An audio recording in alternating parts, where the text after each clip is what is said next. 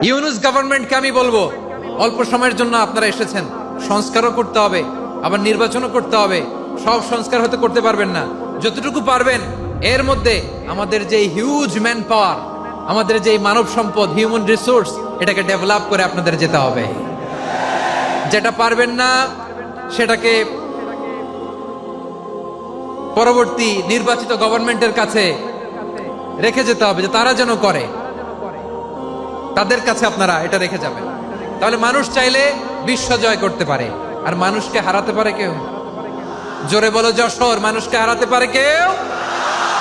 আল্লাহ আমাদেরকে জনসংখ্যা দিয়েছেন প্রিয় ভাইয়েরা। এই জনসংখ্যা অনেক বড় সম্পদ, এটা আমাদের জন্য অভিশাপ নয়, আশীর্বাদ। আমাদের জনসংখ্যাকে যদি আমরা জনশক্তিতে রূপান্তর করতে পারি, আজকে বাংলাদেশ যে অবস্থানে দাঁড়িয়ে আছে, বাংলাদেশ তার 20 গুণ উন্নতির শিখরে চলে যাবে। চিল্লায় বলো ঠিক কিনা?